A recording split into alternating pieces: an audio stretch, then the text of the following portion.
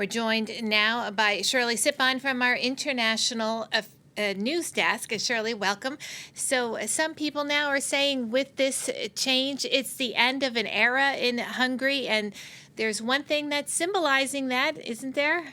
Yes, we can see the image that we saw earlier in front of the Hungarian parliament. We can see that images of the flag of the European Union joining the Hungarian flag. Maybe we have the images there, and that is a symbol because for many, many years, more than a decade, Viktor Orban, has been the main challenger of the European Union.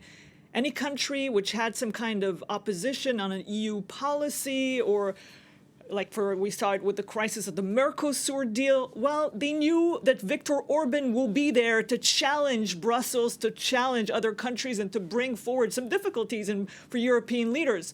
Well, this is changing. You know that European member states, they can veto joint actions of the European Union. Well, Viktor Orban, under his mandates, Hungary brought 40% of the vetoes to European action.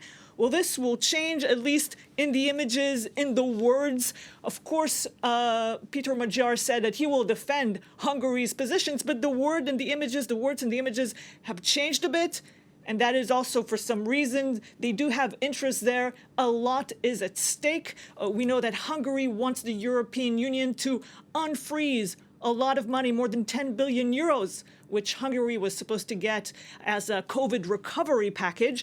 And it wants to get this done fast, the money to be channeled. But of course, many reforms have to be made before this. The deadline for the official request is on August 31st.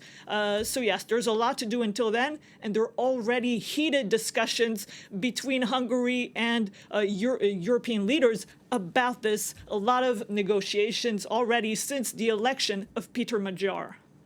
And now now that he's come into office, what's the impact going to be with his positions and the war in Ukraine? Because that was also another big sticking point between Orban and the EU, wasn't it? Absolutely. Well, the rhetoric has changed. That's one certain thing. And also, they're discussing now the fact that European funds for Ukraine could be unfrozen, could be transferred to Ukraine. But Peter Magyar is not, in line with those in Europe who want to send weapons to Ukraine, Hungarian weapons, or to send troops to Ukraine.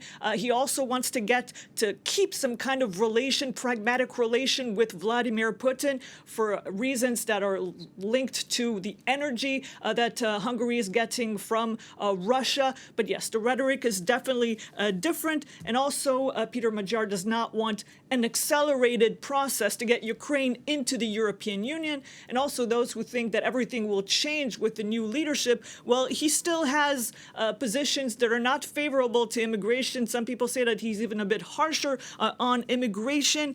So he wants to also make those changes that he promised, fight corruption, make Hungary a more open society, things that also Europe wants to see made there.